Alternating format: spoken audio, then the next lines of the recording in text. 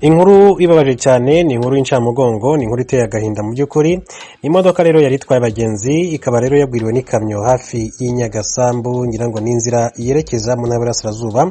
Ni ku itariki ya 18 Gicurasi 2021 ku mugoroba ahagana saa 12 n'igice. Ikamyo rero yari ipakiye ibigori yavaga Iburasirazuba, yataye umuhanda igwira imodoka ya taxi minibus yari irimo abagenzi bava i Kabuga Rusororo yerekeza i Rwamagana, nk'uko amakuru atugeraho abigaragaza. Iyi mpanuka rero ikaba yabereye ahitwa ku Cyagakwerere hagati ya Rugende muri Gasabo na Nyagasambu muri Rwamagana. Nta mubare wahise umenyekana ako kanya wabayiguyemo, gusa amakuru yavugaga yuko shoferi ndetse n'umugenzi umwe bahise bitaba Imana ako kanya. Gusa bikavuga ko n'abandi bari bakomeretse mu buryo bukomeye cyane, ku buryo hashobora kuba hari n'abandi bashobora kuba bitabye Imana, nubwo wenda kugeza amagingo anga tutaramenya updates kubijyanye n'iyi mpanuka. Hanyuma umuturage witwa Uwamurengeye Seti wabonye iyo mpanuka ikimara kuba, avuga ko abenshi bakomeretse bikomeye cyane bitewe n'uko ikamyo yagwiriye igice kinini cyane cy'imbere cy'iyo modoka ya taxi minibus yari itwaye abagenzi, hasigara agace k'inyuma gato gusa. Uwamurengeye yagize ati igikamyo ati cyabuze feri gita umuhanda kiragenda kigwira imodoka yari ihagaze mu rundi ruhande rero ijya i Rwamagana. Uwamurengeye rero akaba yaganiriye n'uwitwa Kayishema Juvenal warokotse iyo mpanuka, avuga ko we na konvayeri hamwe n'undi mugenzi umwe aribo bavuyemo badakomeretse na gato mu bantu bagera kuri 18 bari muri iyi taxi minibus, nk'uko mu by'ukuri byagarutsweho. Kayishema avuga ko babonye ikamyo igenda ikora hirya no hino mu muhanda, ikora zigzag. Ni zigzag no kuba yagiye yabuze feri igenda ijyepfo ruguru gutyo, hanyuma bakingura urugi rw'imodoka rero vuba vuba basimbukira hirya. Kayishema agira ati nasimbutse ngwa mu gishanga ati hariya, hanyuma rero tugaruka tuza gukurura abantu rero bari bari mu modoka, ati mu by'ukuri barimo barataka cyane kugeza nk'isaa 4 n'igice za nimugoroba z'ijoro. Ibi modoka rero bya polisi biterura ibinyabiziga byari bikirimo rero kugerageza kwegura igikamyo cyagwiriye taxi kugira ngo rero gitabare abari munsi yayo muri iyo modoka. Ababonye rero iyo mpanuka ikimara kuba bavuga ko umushoferi w'iyo kamyo hamwe n'umufasha, no kuvuga Tanboy, bahise bacika mu by'ukuri barabura, nk'uko byagarutsweho. Umunyamabanga nshingwabikorwa w'umurenge wa Rusororo witwa Nsabimana Matabishi avuga ko yari impanuka ikomeye cyane, ariko atakwemeza umubare w'abitabye Imana kuko ibyo ngo biva kuri raporo ya muganga, nk'uko uyu munyamabanga nshingwabikorwa yabigarutseho. Gusa ababonye impanuka bavuga ko yari impanuka ikomeye cyane ndetse yahitanye abantu bashobora kuba barenga 3, ko bivuga yuko ubundi shoferi w'iyi taxi ndetse n'undi mugenzi umwe bahise bitaba Imana ako kanya, ariko bikavuga ko n'abandi bari bakomeretse mu buryo bukomeye cyane, ku buryo bivuga yuko n'abandi bashobora kuba rero bahasize ubuzima. Reka rero twihanganishe mu by'ukuri n'imiryango yabuze ababo, hanyuma kandi n'abangaba bitabye Imana twizere neza ko Imana ibakira mu bayo. Mu by'ukuri ntabwo byoroshye cyane kubura umuntu, ni ikintu gikomeye cyane noneho mu bihe nk'ibingibi bya COVID-19. Reka mfate uyu mwanya rero twihanganishe mu by'ukuri abagize ibyago bakabura ababo baburiye muri iyi mpanuka yabaye hariya za Nyagasambu. Reka rero dukomeze turebera hamwe n'andi makuru atandukanye yakomeje kugenda agarukwaho. Ntabwo dushaka abaduha amategeko, ni Perezida Paul Kagame rero akaba yabigarutseho mu by'ukuri avuga ku cyazambije umubano w'u Rwanda n'igihugu cya Uganda. Perezida Paul Kagame yavuze ko bimwe mu byatumye umubano w'u Rwanda na Uganda uzamba harimo uburyo icyo gihugu cyo mu majyaruguru y'u Rwanda cyakunze kwitwara nk'igishaka kwereka cyangwa se mu by'ukuri kurwereka uko rugomba kubaho. Imyaka ibaye 4 mubano w'u Rwanda na Uganda ujema agatotsi. Byatangiye abanyarwanda bo muri icyo gihugu cya Uganda batotezwa, bagafatwa, bagafungirwa mu bigo by'inzego z'umutekano, bagakorerwa iyicarubozo, abadapfuye bakajugunywa ku mupaka ari intere. Intandaro yo gufatwa kw'abanyarwanda byabaga ari uko ngo banze kwifatanya n'imitwe ishaka guhungabanya umutekano w'u Rwanda ikorana n'ubutegetsi bwa Kampala irimo RNC, ubyanza akitwa intasi ya leta y'u Rwanda ndetse n'ibindi. Hanyuma habaye ibiganiro bitandukanye ku mpande zombi bigamije gushyira ibintu mu buryo ariko nta musaruro byigeze bitanga. Umwuka mubi hagati ya Uganda n'u Rwanda, ibihugu byahoze ari inshuti, wagarutsweho mu kiganiro na Perezida Paul Kagame yagiranye n'ibinyamakuru byo mu Faransa France 24 na RFI kuri wa mbere tariki ya 17 Gicurasi 2021. Perezida Paul Kagame yavuze ko u Rwanda rwahuye n'ibibazo bitandukanye by'imbere mu gihugu mu gihe rwabaga rushaka uko rukemura ibibazo byarwo, rwagiye rugira n'ibindi by'abantu bo hanze bashaka ko rukora uko bashaka aho kureba kucyo rushaka, ari nabyo rwapfuye n'igihugu cya Uganda. Agize ati hari ibyo tutumvikanyeho, ati twagerageje kubikemura ariko ntibyagira icyo bitanga.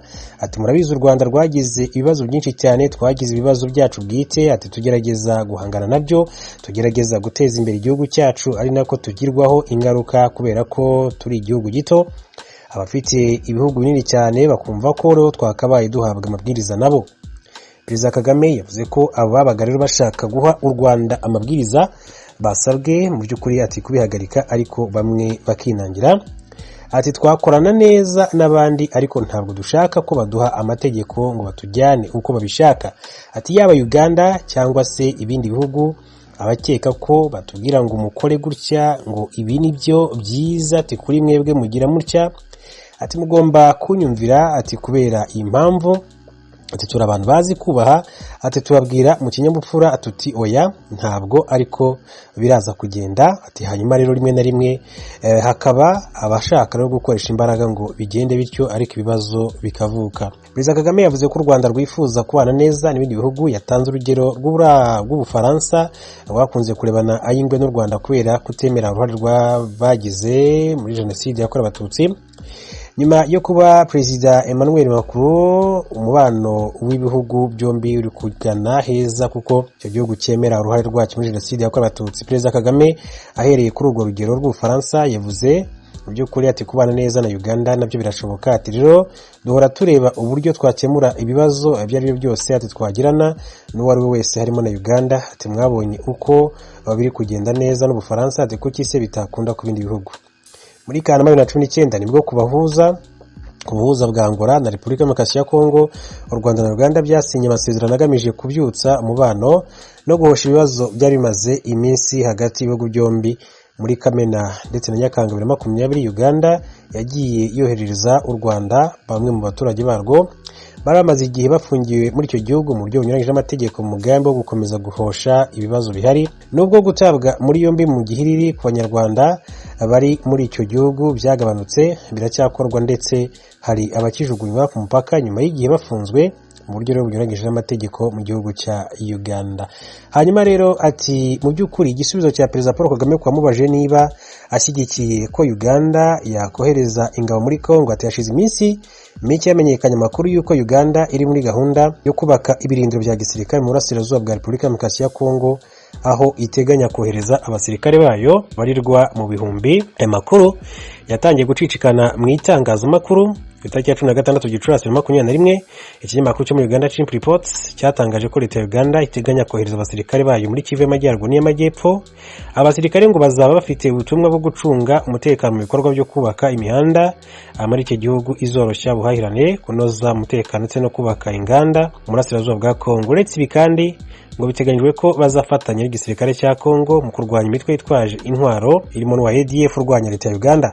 Iki kinyamakuru cyatangaje ko ibi bikorwa biri gukurikiranwa na murumuna wa Perezida Museveni, General Salim Saleh, umuhungu we akaba n'umuyobozi w'umutwe udasanzwe w'ingabo Special Forces Lieutenant General Muhoozi Kainerugaba, ndetse n'umugaba mukuru w'ingabo za Uganda General David Muhoozi. Umugaba wungirije w'ingabo za Uganda Lieutenant General Wilson Mbadi ngo niwe uri muri Repubulika Demokarasi ya Kongo muri gahunda zo gukurikirana ibi bikorwa umunsi ku wundi. Ati nta kibazo ariko mbibonamo ni Perezida Paul Kagame. Mu kiganiro Perezida Paul Kagame yagiranye na France 24 yabajijwe icyo atekereza ku kuba Uganda igiye kohereza abasirikare muri Kongo ndetse no kubyo Perezida Tshisekedi aherutse gutangaza ko na Kenya ishobora kubigenza icyo.